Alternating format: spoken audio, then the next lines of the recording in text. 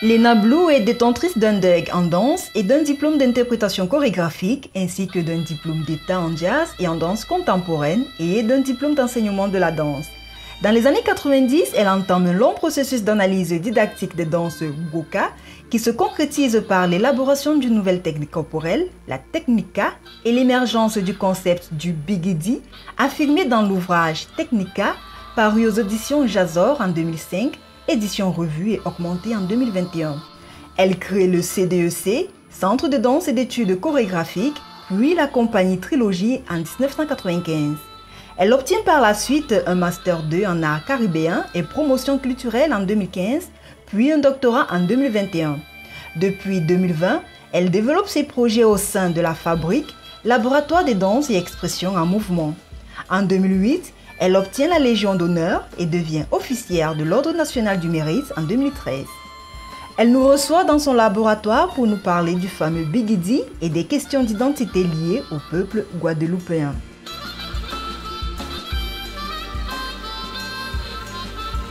À suivre donc la pause d'art. Pour répondre à la question le Bigidi, en fait, pour faire déjà un petit peu l'origine, en Guadeloupe, comme beaucoup dans la Caraïbe, c'est un espace, une terre qui est née de l'esclavage, de la colonisation. Donc c'est un archipel, c'est vrai. Elle a un statut un peu complexe puisqu'elle fait partie de la Caraïbe. Elle est au cœur même, particulièrement la Guadeloupe. Géographiquement, elle est vraiment au cœur des Petites Antilles. Comme je dis, dans un Y, un 3 chemins. Déjà pour moi, c'est très mystique parce qu'elle est au milieu de l'Y. Et donc, considérée comme petite île insulaire, donc petit égale étroitesse d'esprit, il y a pas mal de prédéterminisme à son encontre. Et sa complexité, c'est qu'elle est française depuis 1635. Au moment des indépendances de la première vague de décolonisation africaine, algérienne et caribéenne, il y a les Antilles françaises qui sont restées françaises, la Guadeloupe, la Martinique et autres. Donc ça, c'est particulier pour moi. Et donc, il y a le gros cas qui fait partie ce qu'on appelle les danses traditionnelles de la Guadeloupe. Et il y a un espace qu'on appelle la soirée Les Roses, ou Les Roses tout simplement, où les gens se rassemblent pour danser, jouer le tambour, chanter toute la nuit, quelquefois jusqu'au lendemain.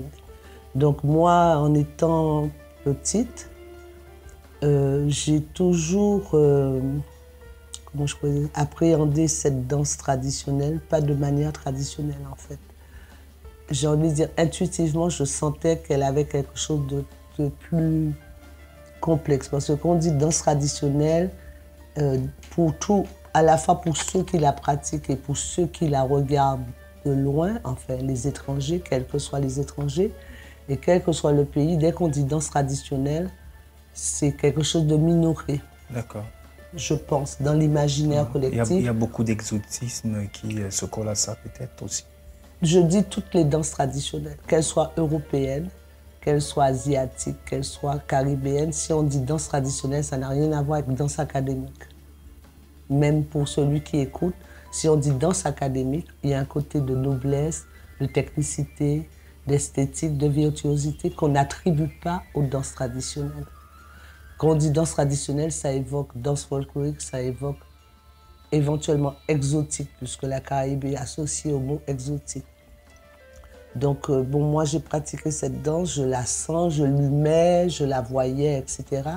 Je l'ai apprise et j'ai poursuivi la danse. Donc, je l'ai pratiquée pendant de nombreuses années de manière didactique avec mon premier professeur, Jacqueline Cachemire, qui avait déjà mis en place une forme de méthodologie. Donc, j'appréhendais cette danse pas dans la ronde à les roses, de manière par imprégnation, quoi. Je l'ai apprise entre 4 murs, donc ça, c'est un élément important. Donc, Jacqueline Cachemire était très avant-gardiste, parce que moi, je commence avec elle en 1967, j'ai 6 ans. Et donc, je pratique avec elle, j'appréhende. Donc, et par mon éducation familiale aussi, je n'ai pas un rapport à la tradition comme quelque chose de liées à l'esclavage, etc. Mon père était musicien, donc on écoutait toute forme de musique. Mon père aussi nous a toujours appris à ne pas quitter ce pays, que si vraiment c'est nécessaire, c'est-à-dire si on doit faire des études, si ça existe en Guadeloupe, de le faire en Guadeloupe. Donc il nous a donné un rapport à notre terre qui n'est pas de l'ordre, ni en petite fille des îles, ni en descendante d'esclaves. Je n'ai pas du tout je n'ai pas reçu ça comme legs de la part de ma famille, que ce soit ma mère ou mon père ou mes sœurs, parce que je suis la dernière de 7 enfants. On s'est toujours vus comme des personnes. Donc je ne me suis jamais vue en colorimétrie. Je pense que c'est important pour comprendre pourquoi on va parler du Bigidi. Donc bien sûr, je pars poursuivre mes études de danse. Et très tôt, je choisis l'université Paris-Sorbonne 4, qui dans les années 80 permettait de faire des études de danse, mais aussi d'obtenir un DUG, à l'époque, licence. Donc ce qui fait que j'ai appris l'histoire de la danse, la théorie, en fait tout ce qui concerne l'anatomie, etc. Et très vite, j'ai trouvé qu'il y a, comment je peux dire ça?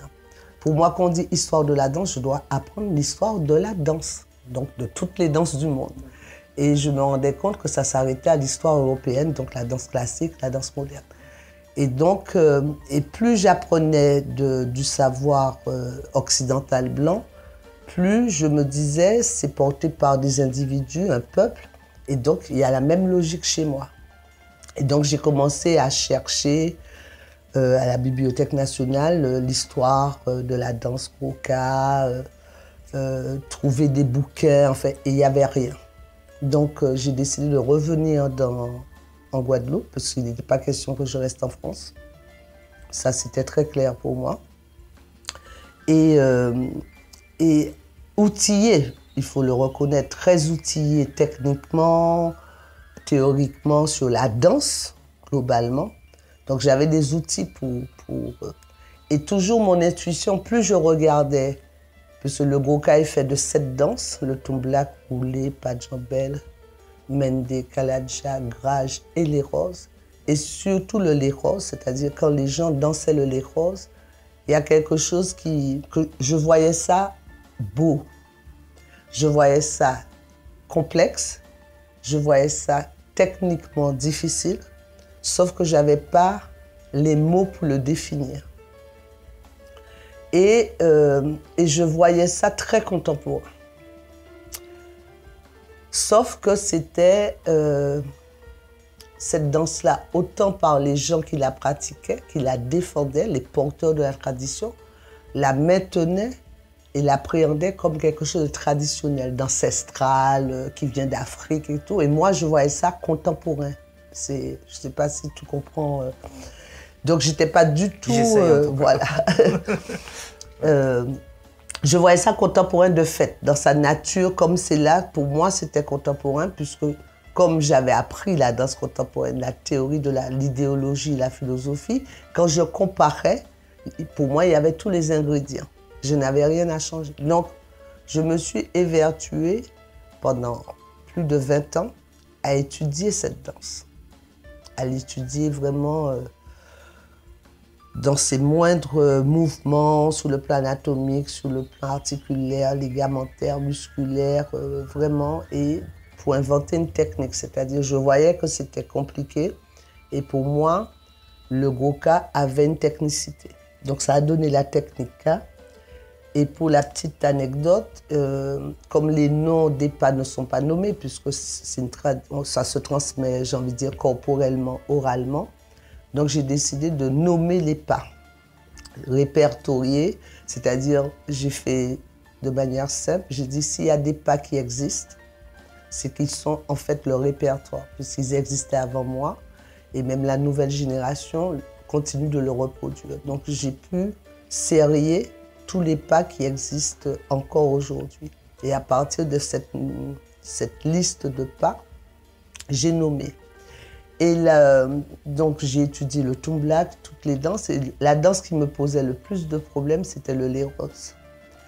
Où c'est particulièrement dans cette danse où il y a énormément, le corps est en désordre. Corporellement, c'est-à-dire c'est pas un corps droit, c'est un corps cassé, on peut dire entre la tête, le buste, le bassin, il y a un déplacement, donc c'est asymétrique. Et c'est la seule danse où j'arrivais pas à compter. Autant les autres danses quand un danseur dansait, puisque c'est une danse d'improvisation. La personne rentre dans la ronde, elle danse et puis elle part.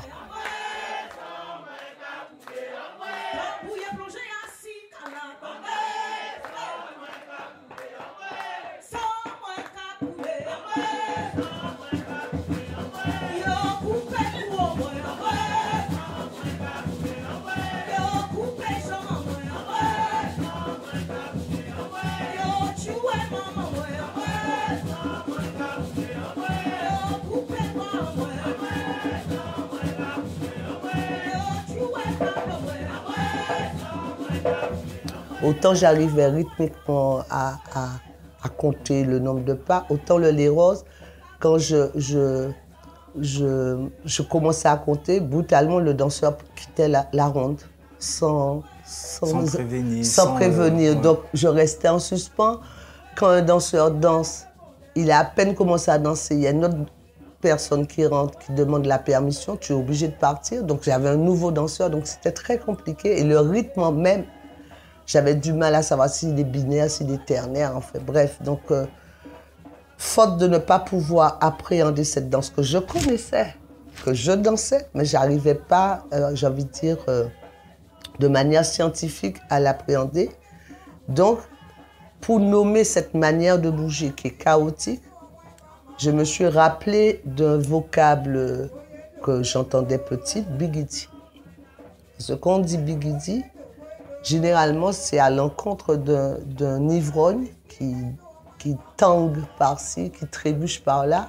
Et on dit en créole, bigidi mais pas tomber. C'est-à-dire, tu es déstabilisé, fais attention, ne tombe pas.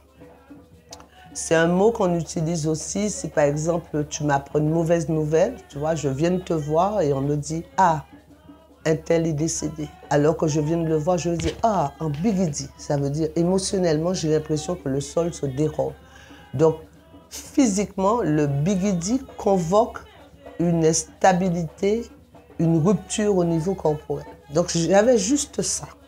Tu vois, le bigidi, c'est la manière de dire comment un corps est en instabilité, désordre, chaotique et imprévisible. Donc, comme j'étais aussi dans le questionnement de démontrer que c'est une danse contemporaine, donc chaque fois que j'avais l'opportunité à l'étranger de transmettre la technica, donc le Grouka, je poursuivais mon analyse. Hein. Je disais aux gens, danser la musicalité du mot. C'est-à-dire, je n'expliquais pas ce que ça voulait dire, je ne montrais pas le Les Roses, je ne donnais aucune explication et je disais bigidi. Et j'observais que les personnes, que ce soit des danseurs classiques ou des amateurs ou des néophytes, j'observais qu'ils faisaient exactement le même geste qu'un danseur de Les Roses. Juste à l'écoute du vocable. Juste à l'écoute. C'est-à-dire quand le mot résonne dans l'oreille, ça provoque un bigidi dans le corps. Ça provoque comme un tremblement de terre, un séisme corporel. Et ça m'interpellait. Du point de vue anthropologique, je dis comment quelqu'un qui ne connaît pas la Guadeloupe, qui ne connaît pas le Grouka, qui n'a pas vécu, que ce soit ce que j'ai fait en Afrique, j'ai fait aux États-Unis, j'ai fait au Mexique, j'ai fait... Et même pour les Caribéens, je disais ce mot-là, quelque chose de magique. Pourquoi ça provoque ça chez les gens? Donc, ça m'a poussé encore à continuer ce travail de recherche, etc. Jusqu'à ce que, des années plus tard, bien sûr, je me suis rendu compte que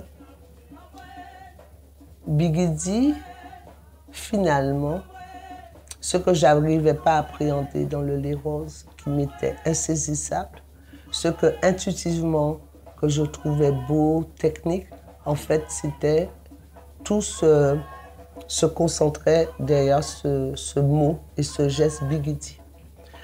j'ai compris qu'au lieu d'analyser, de chercher à trouver un ordre, parce que je suis quand même formatée en tant que danseuse avec l'outillage occidental, donc je m'évertuais, parce qu'il y a des théoriciens de la danse comme Von Laban, espace, temps, voilà.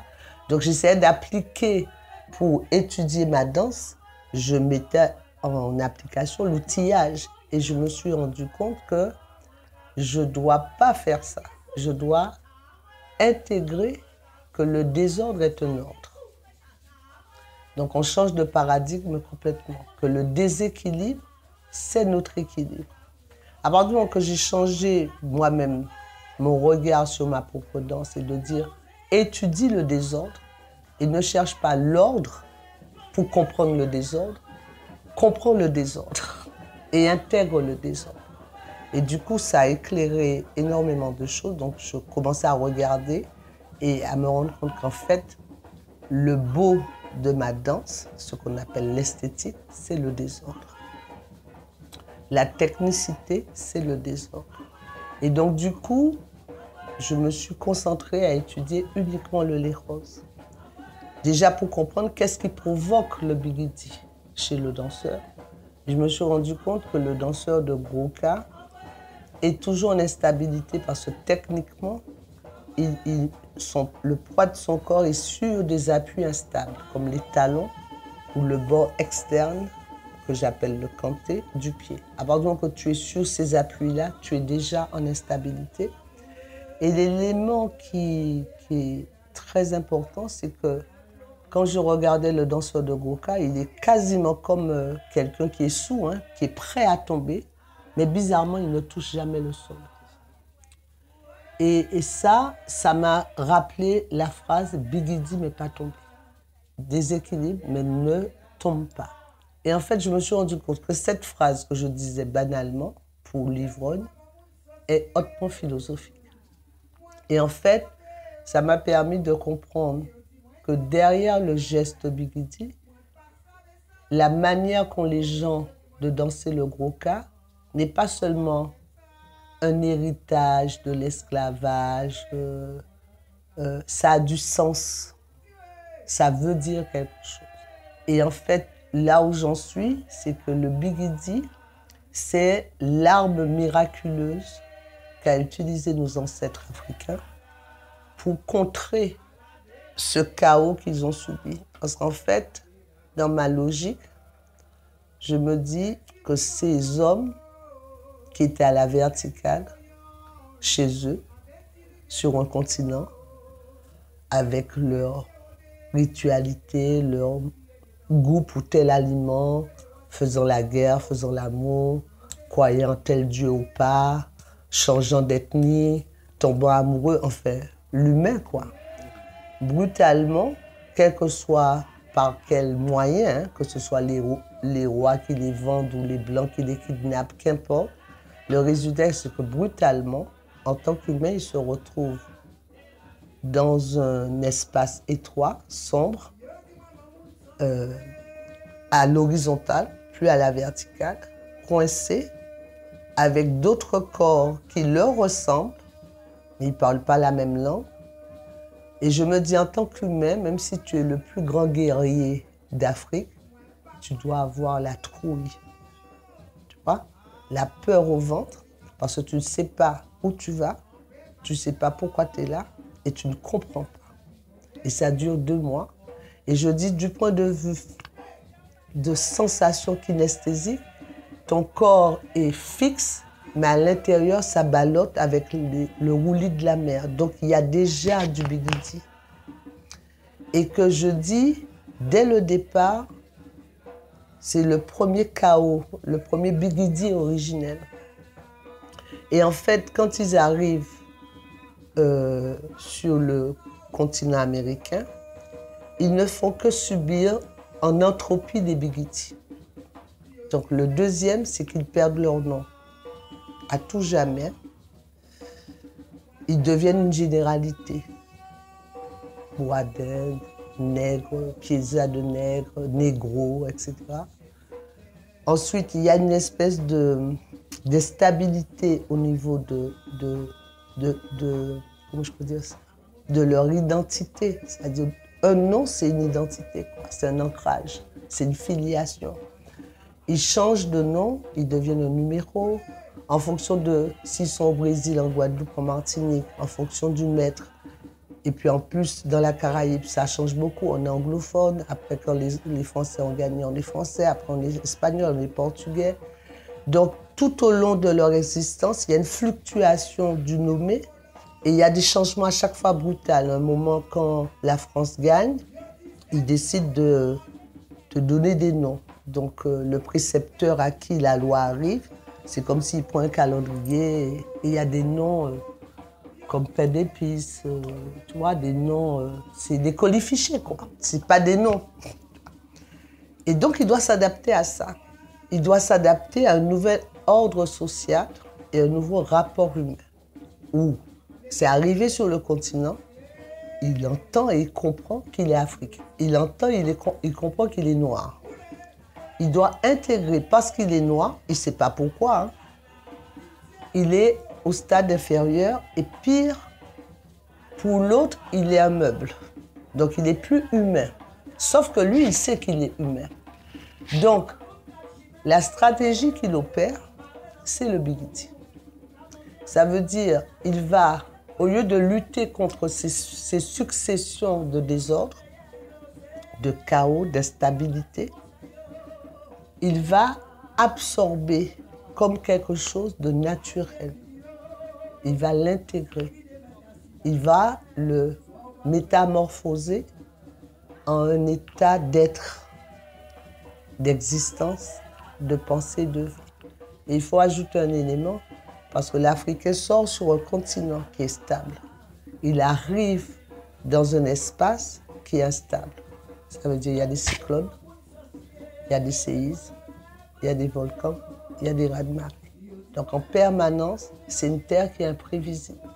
Que ce soit les Amérindiens, les Européens, les Africains, ils l'ont vécu. Il doit s'adapter à la nourriture, il doit s'adapter à tout plein de choses. Donc, sa stratégie, c'est que premièrement, quand je dis il intègre le déséquilibre, chaos convoque adaptabilité. Et l'adaptabilité ne répond qu'à l'imprévisibilité du chaos. Donc, ce qui développe chez lui une capacité du présent sur le présent. Ce n'est pas comme un esprit continental, où on maîtrise les choses, on peut appréhender, on peut anticiper. Là, il est sur un espace qui est complètement chaotique. Donc, d'où cette danse qui est tout le temps dans le vivant, en fait. Et je comprends mieux, du point de vue du sens philosophique anthropologique, d'être sur les talons, parce qu'il y a un chaos qui arrive, hop, on s'adapte, et on ne tombe pas, parce qu'on est tout le temps, on joue avec. Donc au lieu de lutter contre, et ça me fait sourire, c'est ce qu'on appelle le développement personnel, au lieu de lutter contre les choses, il danse avec.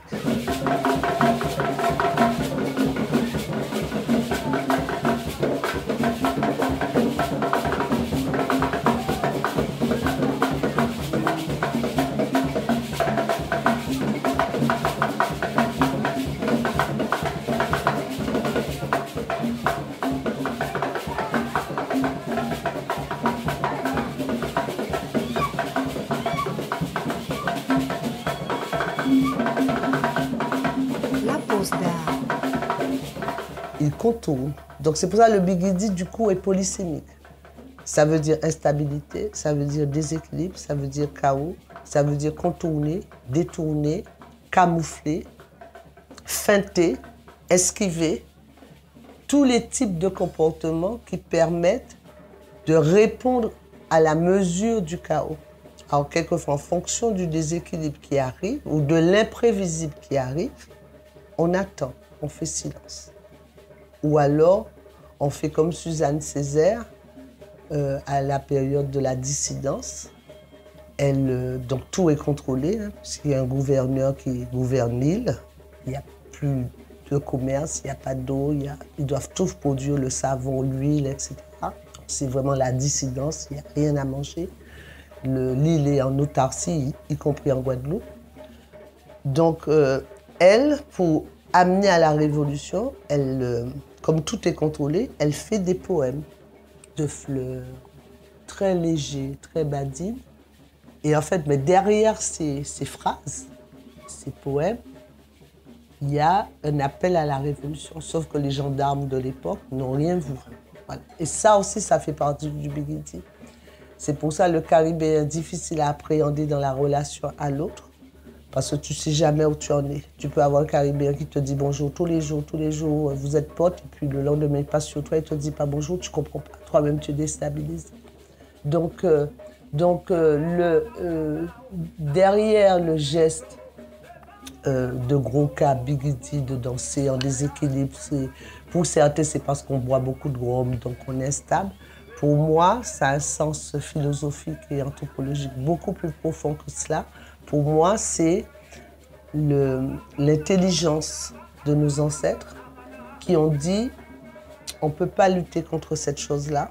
Il faut que nous fassions preuve de camouflage. Donc déjà, il y a un truc récurrent qu'on trouve dans les livres historiques, ce sont les premiers écrits qui décrivent nos danses. Il y a un truc qui est récurrent chez les chroniqueurs, les journalistes, les prêtres de l'époque, les missionnaires, tous ceux qui venaient dans les colonies. Ils disent ils aiment danser, ils aiment la musique. Sauf que les Blancs, les Européens, ont défini ça. Les Noirs, ça prouve qu'ils sont des enfants, quoi, comme un chat, quoi, comme un animal qui bouge de manière instinctive, quoi. Sauf qu'ils ne se sont pas interrogés, mais pourquoi ils aiment la danse? Pourquoi ils aiment danser? Parce que ça les surprenait que malgré tous les fouets, toute la journée, la nuit, à travailler, couper la canne sous le soleil, mangeant peu, qu'ils trouvaient la force, quelquefois au péril de leur vie, puisque ça a été interdit, de faire des kilomètres pour aller dans une autre plantation, se retrouver la nuit pour danser, qui est un peu les prémices de ce Léros qu'on connaît. Ils ne se sont jamais interrogés, mais pourquoi l'individu fait ça? Et en fait, danser pour l'esclave de l'époque, ça c'est ma définition, je ne sais pas si j'ai raison.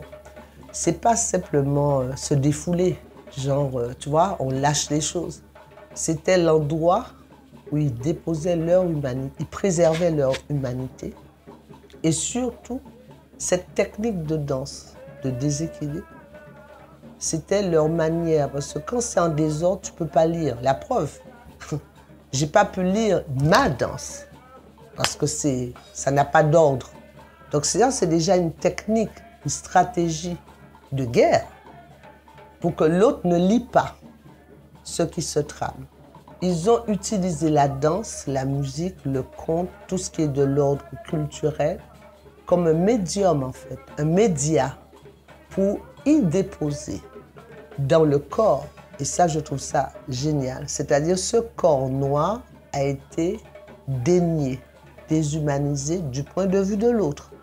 Sauf que lui, il sait qu'il est un être humain. Donc, il a justement réfuté cette notion de corps noir déshumanisé en l'humanisant doublement et en utilisant le corps comme un médium pour y déposer ses intelligences, ses connaissances, ses raisonnements, ses savoirs, tout. Et c'est pour ça, pour moi, il ne faut pas qu'on regarde les danses traditionnelles de la Caraïbe comme quelque chose de l'ordre de la danse traditionnelle.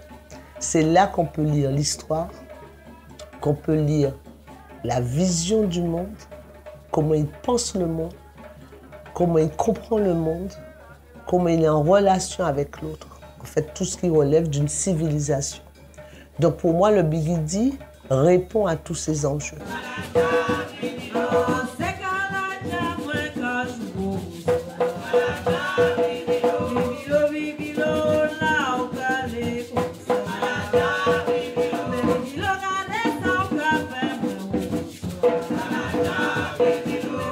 Suivre donc la Force d'Art. Merci à vous d'être si nombreux à nous écouter. Nous vous donnons rendez-vous la semaine prochaine pour aller à la découverte d'une histoire intimement liée à l'art. La pause d'art est une idée d'Yvon Gassam. Voix off, Solange Nembe. Musique, Tumo. Mixage, Ralin Gangmo. Réalisation, Yvon Gassam. La pause d'art est un podcast produit par African Entertainment avec le soutien du laboratoire de théâtre de Yaoundé, Otni et de Satek Records.